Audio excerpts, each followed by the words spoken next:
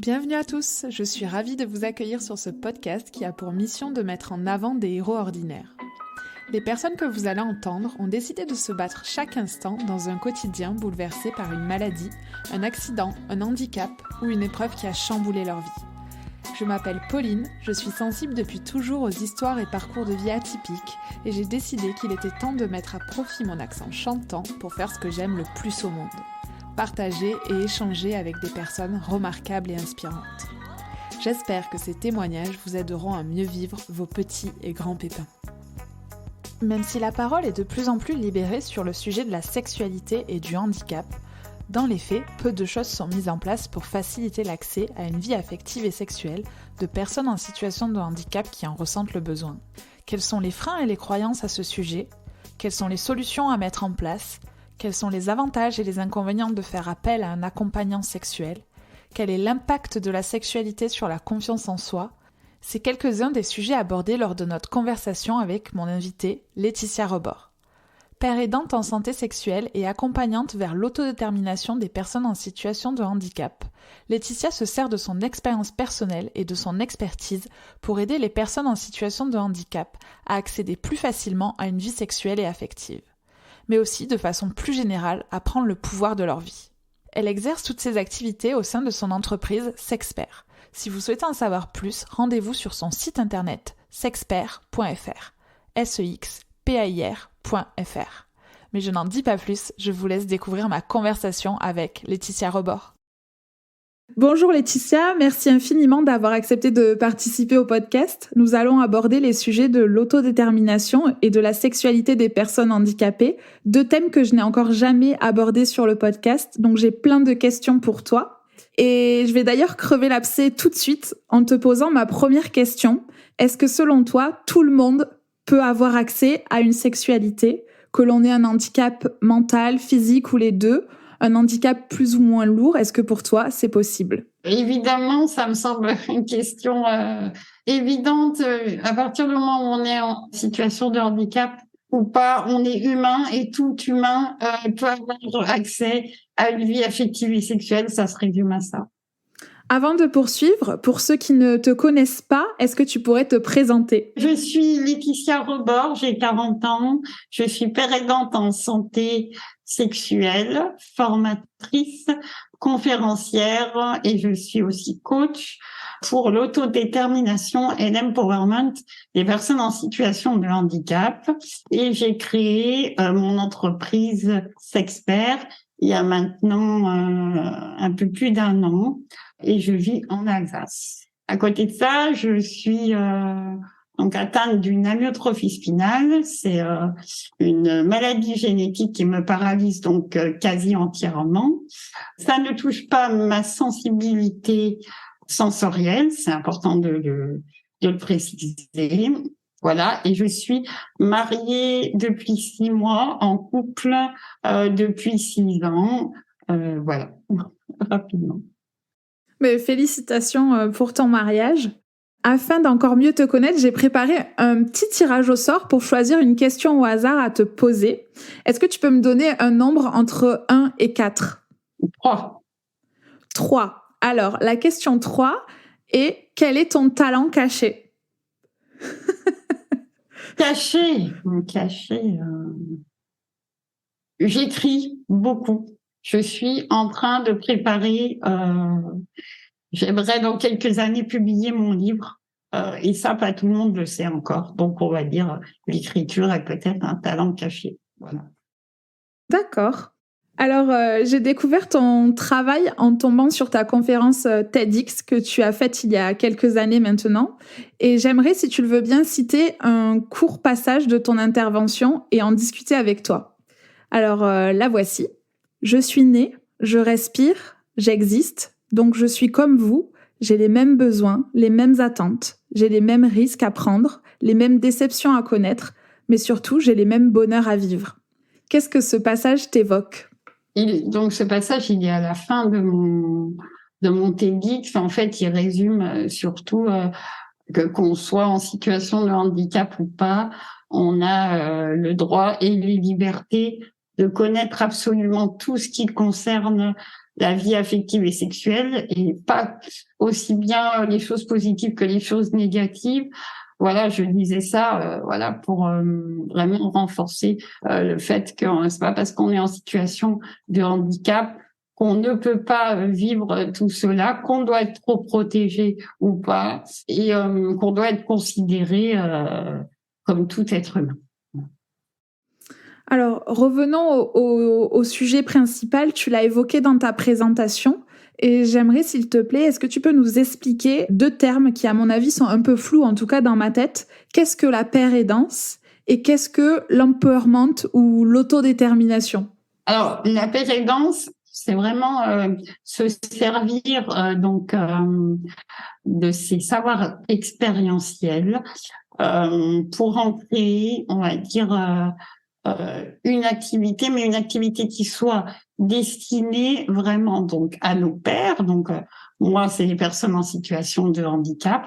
Et la pérédance, c'est savoir quand même mettre en place des pratiques et des méthodes professionnelles pour accompagner sans non plus que ce soit trop difficile. Pour moi, en gros, c'est un travail de digestion pour pouvoir aider la personne de façon juste et à partir de ses propres expérience de vie, tout en étant dans l'accompagnement.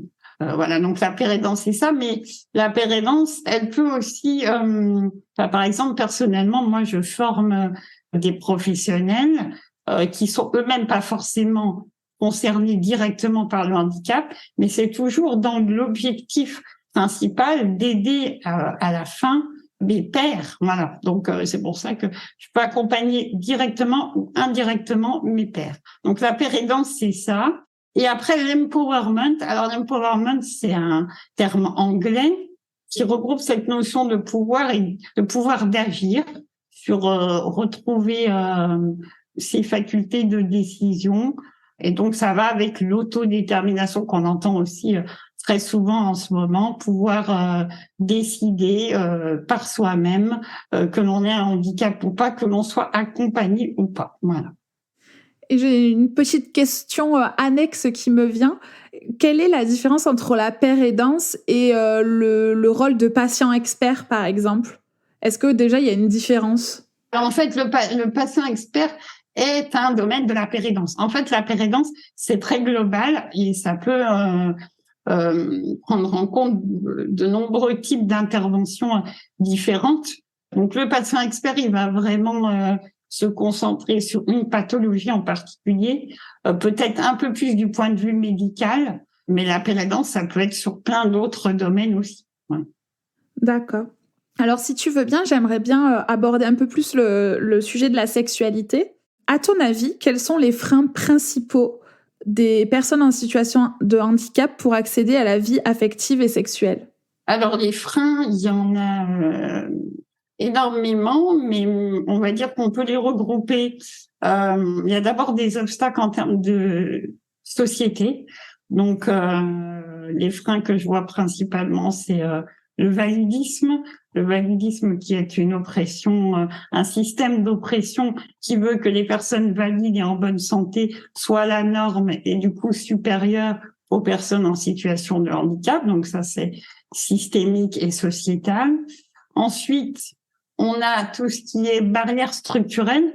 Donc là, c'est tout ce qui est accessibilité. Évidemment que si vous êtes toute personne qui a déjà du mal à accéder à la cité, à être incluse dans la société, dans le monde, on va dire très global, on peut pas espérer que cette personne ait accès à une vie affective et sexuelle puisque l'un ne va pas sans l'autre. Donc voilà, c'est vraiment et quand je dis accessibilité, ça touche évidemment les accès purement physiques, les transports, la scolarité, le travail. C'est très vaste, mais c'est l'une des premières, enfin l'un des premiers freins, tant que, en tout cas en France, on n'a encore pas avancé dans tous les domaines là-dessus. Ensuite, il y a des freins, je dirais, familiaux et de l'entourage. On s'aperçoit quand même beaucoup, enfin moi dans ma pratique, que les aidants, donc c'est principalement des parents, voilà, ils sont pas forcément facilitateurs par peur beaucoup de la vulnérabilité de leur enfant, donc ils vont les surprotéger.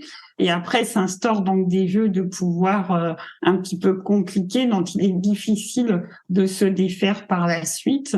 Enfin, l'entourage peut aussi être très limitant en termes d'accès à cette vie affective et sexuelle.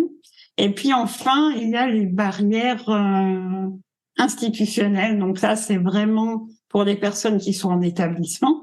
Voilà, le système institutionnel, de par sa nature, il ne permet pas véritablement d'accéder de façon libre à une vie affective et sexuelle, étant donné qu'on est dans des murs avec l'intervention d'autres personnes qui sont dans cette intimité. Faut vraiment penser que de toute façon, par nature, le système institutionnel est vraiment limitant. Donc ça, c'est un autre obstacle que rencontrent certaines personnes handicapées. Pas toutes sont en institution, mais en tout cas, il peut y en avoir quand même un certain nombre, surtout en fonction des différents handicaps. D'accord. J'ai vu en faisant mes recherches qu'il y avait certaines institutions, certains centres qui proposaient des pièces, on va dire, pour que les personnes en situation de handicap aient leur intimité. Qu'est-ce que tu penses de ces dispositifs ? Alors moi, ce que je pense, c'est que c'est beaucoup de blabla. Que c'est beaucoup, on va dire, on sent que ça a été pensé par des personnes qui n'étaient pas concernées, en tout cas directement, et que c'est bien beau de dire il faut laisser la liberté aux personnes handicapées de vivre leur vie affective et sexuelle, mais qu'est-ce qu'on fait concrètement pour que elles puissent être possibles et que ce soit pas juste mais vous y avez le droit, mais après on vous laisse quand même dans des situations qui ne vous permettent pas de l'avoir. Donc on va dire que pour moi, on est encore trop au stade de la belle parole et qu'après dans les faits, ça reste limité. Voilà. Donc tu trouves qu'il n'y a pas assez d'accompagnement ? C'est même pas une question d'accompagnement, il n'y a pas assez de possibilités, on va dire, très concrètes pour qu'une personne handicapée ait une liberté dans sa vie affective et sexuelle. Après, tout ce qui est accompagnement, l'accompagnement devrait être destiné justement à l'autodétermination, à la promotion de cette faculté de décider pour soi-même sans passer par les autres, ou en tout cas, quand je dis avec l'accompagnement, par exemple, personnellement, j'ai été accompagnée par des auxiliaires de vie, je le suis toujours. Ça m'a permis de sortir, ça m'a permis de faire d'autres choses que je n'aurais pas pu faire si j'étais en institution ou de façon très limitée, parce que mon accompagnement, je l'avais cherché de cette manière-là. Et donc, dans les établissements, moi, je trouve que c'est encore compliqué de pouvoir avoir déjà par le simple fait que toute personne dépend de d'autres horaires, d'autres interventions, on va dire regroupées. C'est difficile véritablement, voire impossible parfois, de pouvoir acquérir cette autonomie qui permettrait d'accéder à une vie affective et sexuelle. De l'expérience que tu as, à ton avis, quelles sont les personnes qui ont le plus de mal à accéder à la vie sexuelle et affective entre une personne qui est atteinte d'un handicap physique ou une personne qui a un handicap mental ? Est-ce que tu as lu des études sur le sujet ou que toi, tu as un avis sur la question ? J'ai pas d'avis tranché là-dessus parce que dans différents handicaps, j'ai vu des personnes connaître leurs expériences de façon plus ou moins facile ou difficile. Je pense juste que peut-être que, par exemple, pour le handicap intellectuel, il y a beaucoup plus peut-être de personnes qui sont en établissement. Et du coup, forcément, comme je l'ai dit juste avant, comme ça ne facilite pas, peut-être que dans ma vision des choses, le handicap intellectuel est encore plus, on va dire, complexe en termes de sexualité.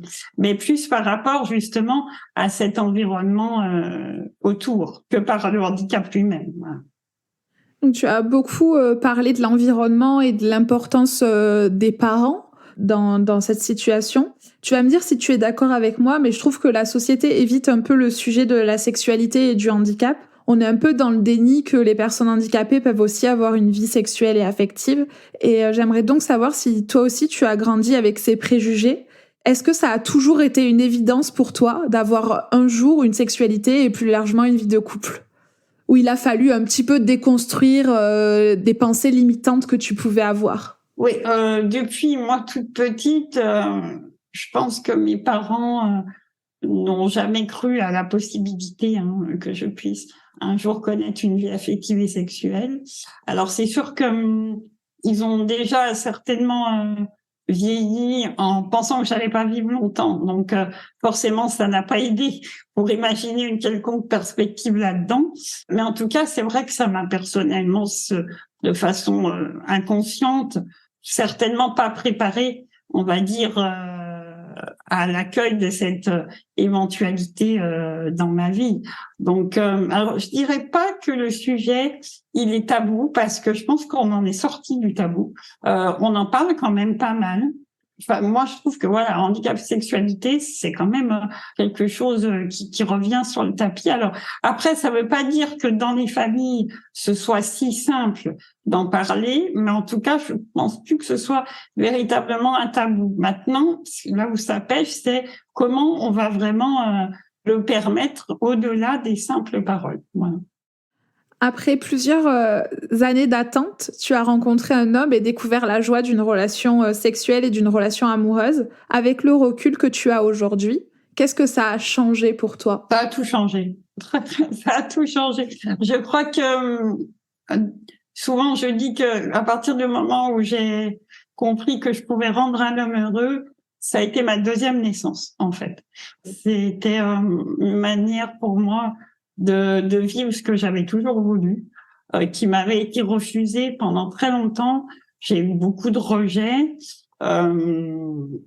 J'ai imaginé la vie en fait autrement à partir du moment, c'est sûr, où j'ai connu la vie affective et sexuelle. J'ai d'abord connu la sexualité avec un accompagnant sexuel, mais on va dire vraiment ma vie amoureuse, pour moi, je redécouvrais aussi, enfin je découvrais qui j'étais en termes de d'amour et de comment je pouvais réagir à certaines situations. Moi, ça m'a permis de me connaître moi. Et ça, dans les relations, on peut que s'y confronter quand on est en couple, parce que c'est bien simple d'imaginer des choses, mais quand on est vraiment dans la situation, c'est différent. Donc, c'est pour ça que ça m'a permis de me découvrir et redécouvrir. C'est surtout en termes de sensations, de plaisir, de connaître mon corps par le côté agréable et pas que par le côté désagréable, comme je peux, évidemment, en tant que personne malade, mon corps m'apporte quand même beaucoup de souffrance. Et donc, ça a changé, ça a permis de redécouvrir les facultés de mon corps vraiment agréables, en fait. Oui, avec un autre angle de vue. Voilà, c'est ça. Et est-ce que tu dirais que ça t'a apporté de la confiance en toi ou pas forcément? Oui, ça m'a évidemment apporté enfin, ça a augmenté l'estime de moi quand même. Alors, je pense qu'en tant que personne handicapée, c'est difficile d'avoir une bonne estime de soi quand on est plongé dans toujours ce validisme ambiant qui met la supériorité au niveau des personnes valides. Donc, c'est sûr que je pense que j'aurai toujours une estime un peu biaisée toute ma vie, mais quand même, c'est vrai que de pouvoir me dire que j'avais plu à quelqu'un, que j'avais pas pu que par mon cerveau aussi, que j'existe en tant que personne à part entière et avec un corps aussi. C'est vrai que forcément, ça renforce l'ego, que c'était très important pour moi. Donc oui, évidemment, que ça m'a permis d'avancer sur ces questions-là, oui. Comme tu l'as dit tout à l'heure, tu as besoin d'aide humaine au quotidien, même pour tous les actes de la vie quotidienne. Tu as des auxiliaires de vie.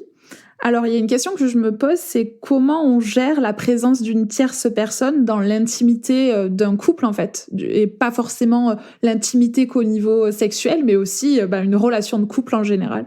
On la gère comme on peut.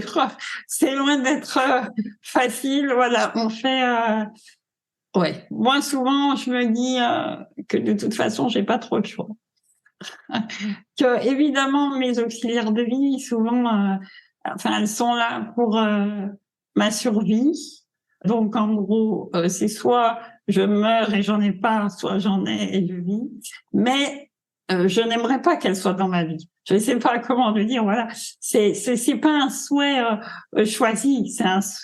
C'est contraint. Et donc, dans la vie de couple, c'est pareil. Voilà, la personne, elle est là. On fait avec, que ce soit pour moi ou pour mon mari. Je veux dire, c'est pas simple d'avoir quelqu'un très souvent, mais voilà, on essaye de s'organiser. On a choisi que mon mari s'occupe de moi aussi une bonne partie du temps pour pouvoir garder une certaine intimité sans l'auxiliaire de vie. C'est un compromis actuel qu'on a fait qui bougera peut-être avec le temps. C'est pas figé, mais en tout cas, actuellement, on a fait comme ça. Et est-ce qu'il y a des choses au niveau de l'organisation que vous avez mises en place justement pour vous préserver Enfin, tu viens d'en parler, le fait que ton mari s'occupe de toi, donc j'imagine qu'à ces moments-là, il n'y a pas forcément d'auxiliaire de vie. Oui, il n'y a pas d'auxiliaire de vie, oui. Et est-ce que quand il y a des auxiliaires de vie, il y a des choses que vous avez mises en place ou des codes pour que l'auxiliaire de vie s'efface à certains moments ou pas? Non, pas forcément de code particulier. De toute façon, on est quand même dans une petite maison qui fait que de toute façon, elle peut pas complètement disparaître en fait. Donc voilà, c'est juste que dans ces moments-là, ben, on vit notre vie en sachant qu'elle est là. C'est tout. Alors forcément, ça entraîne des réactions peut-être parfois différentes. On va pas forcément se comporter de la même manière que quand elle n'est pas là, mais on peut pas complètement la faire disparaître. Donc voilà, c'est une adaptation. Pour ceux qui auraient des réticences pour envisager une relation amoureuse avec une personne en situation de handicap, et je sais qu'il y en a, tu dis dans la conférence TEDx que le handicap peut être un plus. Est-ce que tu peux préciser ta parole et me dire en quoi le handicap peut être un plus dans une relation de couple selon toi? Alors ça, tu vois, c'est quelque chose que mon mari m'a convaincue parce que moi-même je pensais tout l'inverse en fait avant de connaître. Évidemment, lui, il peut comparer parce que il a eu d'autres relations, ce qui n'est pas mon cas, donc je peux pas comparer. Mais en fait, de ce que j'ai pu découvrir, ces atouts, je pense qu'ils résident surtout dans la communication qui est un atout que devraient avoir tous les couples, on va dire. Et c'est vrai que le handicap, peut-être qui l'oblige un peu plus par nature à davantage communiquer. Et donc, à ce moment-là, je pense que c'est pour ça que je dis que ça peut être un plus.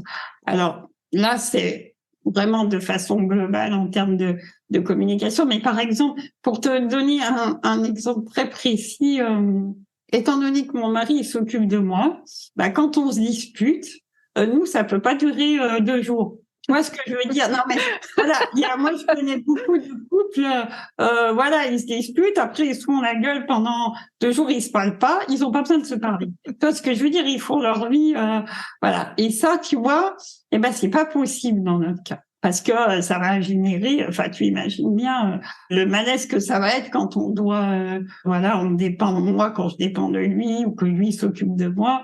Voilà, si on parle pas du tout, c'est juste pas possible. Enfin, on n'avancerait pas. Donc voilà, c'est dans ce sens-là. Je pense que ça peut être un atout.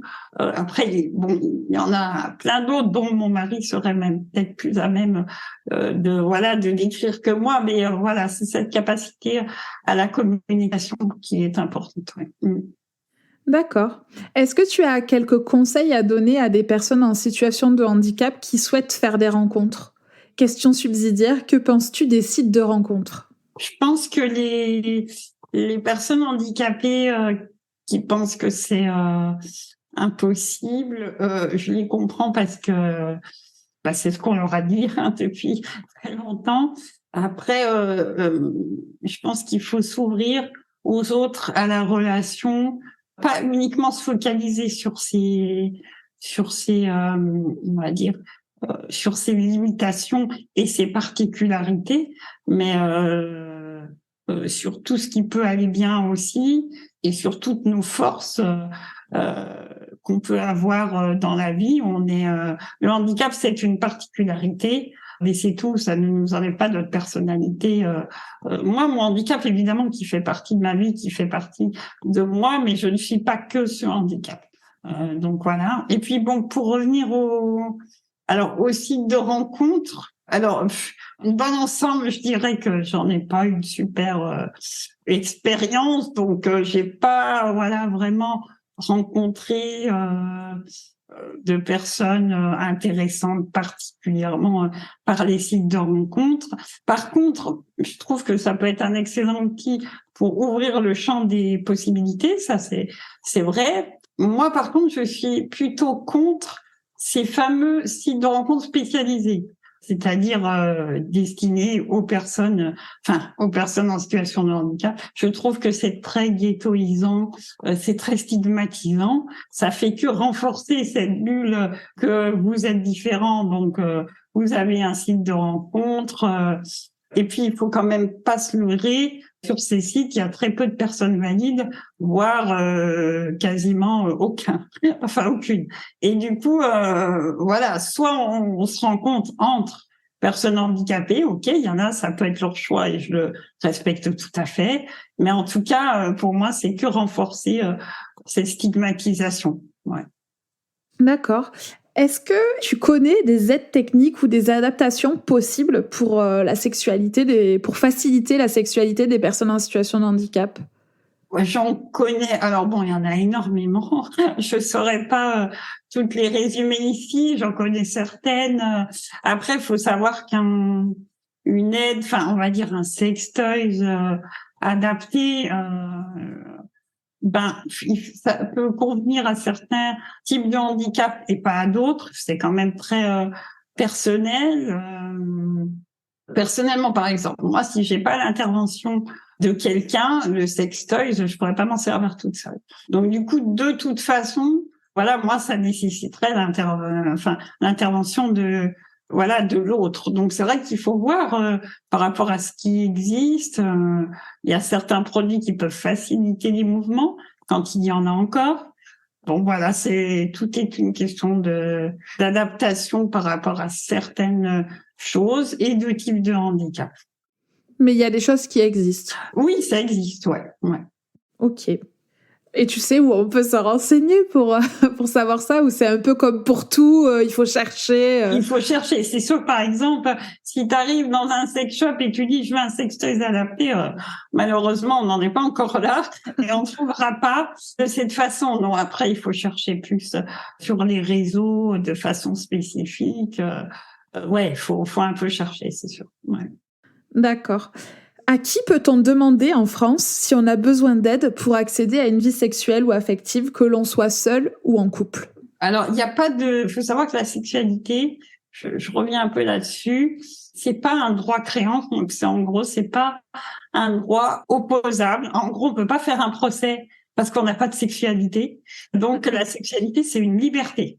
Et c'est ça, en fait. C'est comment trouver les moyens d'avoir la liberté d'acquérir cette sexualité. Donc après, quand on la trouve pas par soi-même, il y a des personnes, j'en suis souvent très triste, mais qui sont en établissement depuis des années, qui le seront peut-être toujours. Bon, il y a peut-être des moyens. Un des outils, c'est l'accompagnement sexuel, qui peut aider en tout cas à découvrir son corps, ou à certaines personnes d'avoir au moins accès à une certaine sexualité. Et ça, c'est pour ce qui est aide humaine. Et puis après, la pérédance. Moi, je m'aperçois que la pérédance, elle est importante pour avancer. Il y a des personnes qui peuvent largement accéder à une vie affective et sexuelle, mais elles sont bloquées par de nombreux autres obstacles en elles-mêmes. Donc la pérédance, pour moi, elle est importante pour développer ensemble toutes les possibilités pour s'ouvrir aux relations, et parce que c'est qu'avec les relations qu'on peut connaître une vie affective et sexuelle. Voilà. Et qu'est-ce que tu répondrais à une personne qui te dit que finalement la sexualité, c'est pas forcément une priorité pour une personne qui est atteinte d'une maladie, d'un handicap? Que c'est bien une personne valide qui dit ça. Voilà. Voilà, non, mais bon, on est toujours dans les préjugés. De toute façon, ces personnes-là, elles sont pas dans elles ne peuvent pas comprendre ce que c'est l'absence, la misère, ce que j'appelle la misère affective et sexuelle. Alors évidemment qu'on peut vivre toute sa vie sans mourir, on va dire, au sens propre, hein, sans mourir parce qu'on n'a pas de sexualité. Et c'est ça, en fait, que toute personne qui dit ça va penser, que voilà, elle va focaliser plus sur quels sont les outils pour te permettre de boire, manger, te laver. Mais après, pour moi, une vie, c'est pas qu'une survie. Et du coup, la sexualité fait partie de cette vie et peut entraîner aussi beaucoup de souffrance quand on quand on n'en a pas. Ouais. Et j'aimerais revenir sur l'accompagnement sexuel.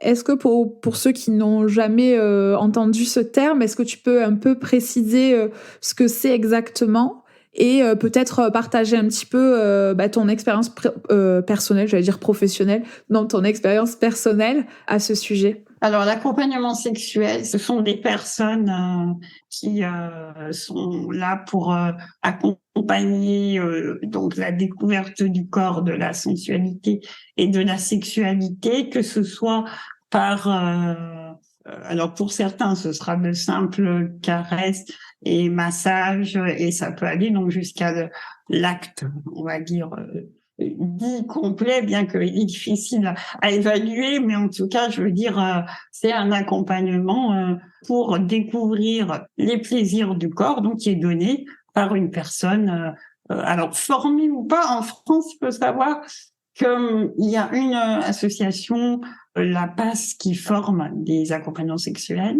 Ces accompagnants sexuels viennent, on peut avoir différents profils, hein, mais certains sont sexes qui peuvent faire cette formation pour se spécialiser. D'autres viennent de domaines tout à fait différents. On a des personnes du social, d'autres qui ont même des métiers complètement différents. Mais en tout cas, c'est et puis il y a d'autres, oui, voilà, ce que je voulais dire, c'est qu'il y a d'autres personnes qui sont accompagnants sexuels, pas forcément formés spécifiquement par cette association, étant donné qu'en France, pour l'instant, il n'y a pas de statut spécifique, et donc du coup, c'est toujours la France est abolitionniste de la prostitution, donc c'est toujours un peu compliqué de développer la pratique. Au regard de la loi actuelle, le client est pénalisable, donc c'est ça en fait qui fait que il y a pas encore de statut. Mais par exemple en Suisse,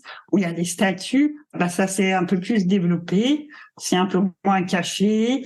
Les institutions peuvent faire appel à des accompagnants sexuels de façon libre, ce qui n'est pas le cas en France, puisqu'on tombe encore sous le joug du proxénétisme. Parce que le proxénétisme, tout le monde croit que c'est que quand on touche de l'argent pour être intermédiaire.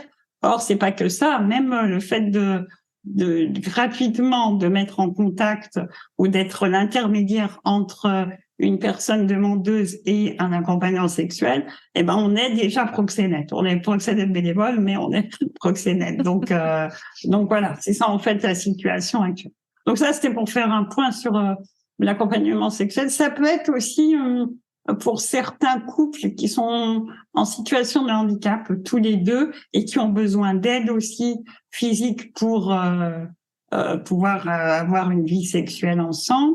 Ça peut être la fonction aussi d'un accompagnant sexuel, d'accompagner, enfin, ça fait partie des possibilités. Et puis donc, personnellement, pour revenir à moi, j'ai donc eu recours à un accompagnant sexuel, donc maintenant, c'était il y a une dizaine d'années à peu près, voilà, c'est ça.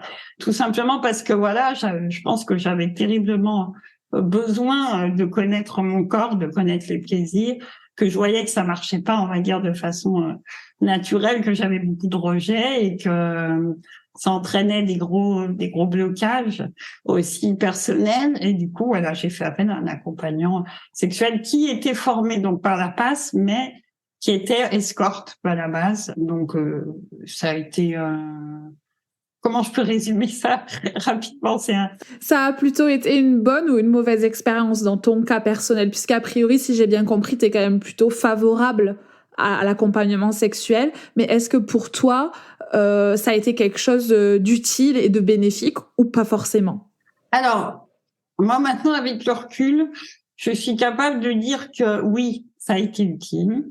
J'en ai, en tout cas, je me suis aperçue que après, j'avais plus de facilité à entrer en relation avec d'autres personnes. En tout cas, quand je dis entrer en relation, je me sentais peut-être un peu plus, comme j'avais découvert le plaisir, mon corps, voilà, mon estime de mon corps était remontée. Du coup, que ça facilitait un peu, on va dire, je me sentais moins inférieure par rapport à avant, puisque j'avais connu la sexualité.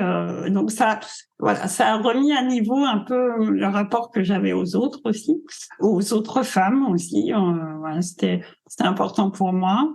Ça m'a permis aussi donc voilà, ce que je voulais, c'était m'apercevoir que mon corps, il n'était pas, enfin que mon cerveau était largement capable de faire la différence entre un toucher fonctionnel, c'est-à-dire le toucher que j'ai connu depuis toute petite avec tous les intervenants, et puis le toucher plaisir qui lui est vraiment uniquement là pour le bien-être. Et du coup, ça, j'avais très peur de l'avoir perdu avec le temps. Et puis en fait, non, je me suis aperçue que mon cerveau était tout à fait capable de faire la différence, mais j'avais besoin de m'en convaincre avec cette expérience aussi. Alors moi, ce que j'avais peur, et c'est pour ça que j'ai fait quand même appel à l'accompagnement sexuel sur le tard, hein, j'avais quand même 33 ans, alors que je connaissais la pratique depuis bien plus longtemps, c'est que j'avais très peur de m'attacher, en fait. J'étais tellement dans une attente profonde en termes d'affection que je voulais pas que ce soit plus difficile, en fait, qu'il y ait plus de choses difficiles que j'en retire plutôt que tous les aspects positifs. Et c'est pour ça que j'ai mis du temps. Et puis, à un moment donné, je me sentais prête, c'est-à-dire que j'étais prête à m'attacher et me détacher. En gros, c'est un attachement-détachement rapide, hein, parce que on peut pas dire non plus qu'on est des robots. Donc, voilà, la personne qui était avec moi pendant ces 2 séances, il y a forcément eu une mini-relation qui s'est instaurée, mais c'est juste que, voilà, fallait être très conscient que c'était juste un moment et qu'après c'était fini. Voilà. Donc en fait, je voulais être prête pour ça et c'est pour ça que j'ai mis un peu de temps, on va dire, avant de passer le cap. Et moi, j'en retire plutôt des bénéfices. Par contre, voilà, quelques années après, j'ai réfléchi. C'est vraiment pas simple de faire appel à un professionnel. C'est une question que j'allais te poser, en effet, par rapport à l'ego et ce cap à passer. Et finalement, c'est presque un nouveau sentiment de rejet qu'il peut y avoir, en fait. Je pense que c'est surtout par rapport à l'image qu'on peut avoir de nous-mêmes que c'est un peu compliqué parce que on a dû faire appel à un service rémunéré pour connaître la sexualité.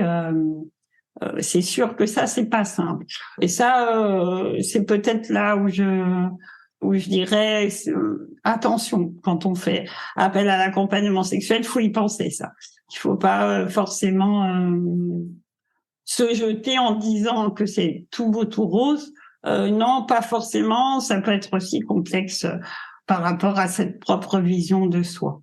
Faut faire attention avec l'accompagnement sexuel parce que c'est aussi très stigmatisant. Le problème, c'est que pour moi, il faut que ce soit un outil dont on se sert si on en a besoin.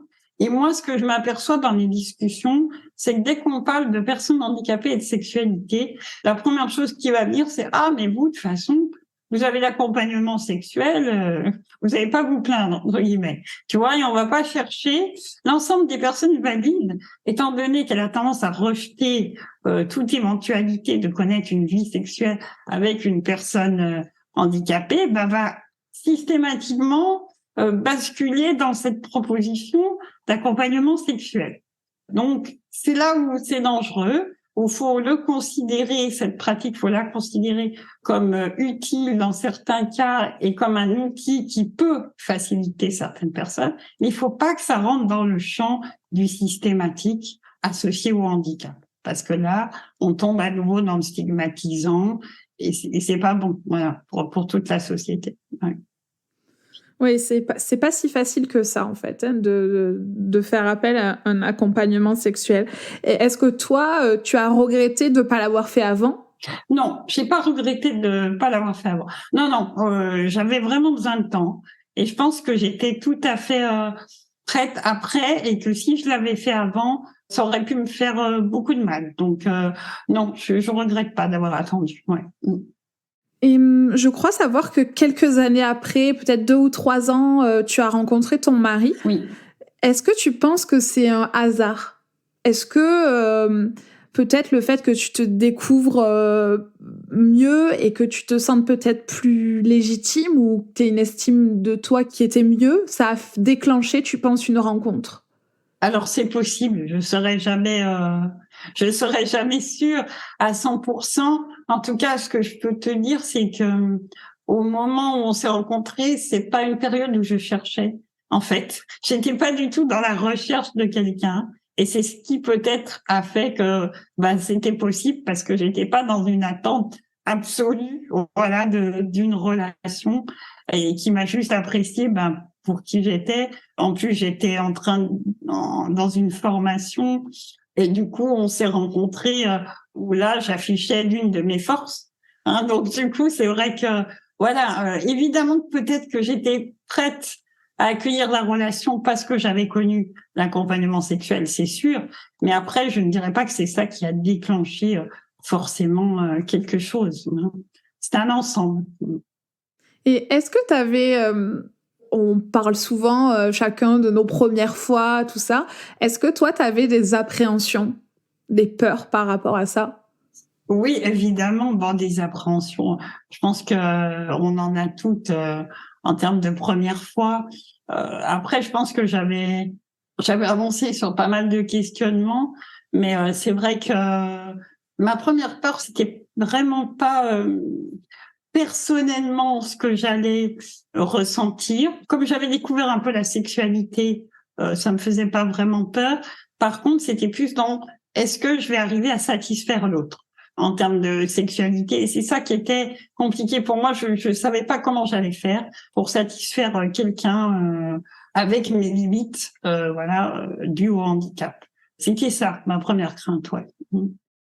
Mais c'est vrai que ça soulève une autre problématique de l'accompagnement sexuel, c'est que finalement, dans l'accompagnement sexuel, c'est beaucoup dans un sens. Enfin, l'accompagnant vient pour satisfaire la personne et finalement, il attend pas une réciprocité. Bien sûr, oui. Et donc, c'est vrai que c'est une grande différence avec une relation amoureuse, quoi. Ouais. Oui, c'est sûr. Ouais. Ok. Selon toi, qu'est-ce que tu proposerais comme solution concrète, en fait, pour faciliter l'accès à la vie sexuelle des personnes en situation de handicap? Puisque tu as dit, voilà, on propose des choses, mais en fait, on va pas au bout des choses, c'est pas suffisant. C'est quoi, selon toi, par exemple, une solution concrète? Pour moi, ce serait déjà de désinstitutionnaliser, donc de faire en sorte que nos systèmes tendent plutôt vers tout ce qui est accompagnement à domicile, de proximité. On appelle ça de proximité, mais c'est-à-dire sortir du système institutionnel. Ça, pour moi, ce serait déjà vraiment une solution. Alors qui est pas simple à mettre en place, on est d'accord, ça implique plein de choses, mais qui serait essentiel. Voilà, permettre à l'autre de pouvoir vivre. Alors évidemment avec l'aide des autres parce qu'on n'a pas le choix, mais je veux dire permettre de pouvoir vivre de façon la plus autodéterminée possible. Voilà. Dernière question à ce sujet, est-ce que tu sais ce qu'il en est des personnes mineures concernant l'accompagnement sexuel? puisque voilà, on sait tous que c'est à l'adolescence que nos sens commencent à s'éveiller. Et je sais qu'il y a certains parents qui ont cette problématique de la sexualité qui vient sur le tapis assez rapidement et qu'il est difficile en tant que parent d'intervenir. Donc j'imagine que c'est encore plus compliqué pour une personne mineure d'accéder à cet accompagnement. Ah oui, non, mais de toute façon, on pourrait pas, dans l'état actuel des choses de la loi, c'est pas possible d'accompagner un mineur. Pour moi, par contre, je serais vraiment pour. Faut savoir qu'il y a certaines mères, alors c'est choquant ce que je vais dire, mais c'est réel, qui sont obligées de masturber leur enfant parce qu'elles ont trouvé personne pour le faire. Tu vois ce que je veux dire? Et ça ne devrait pas exister. C'est juste pas possible.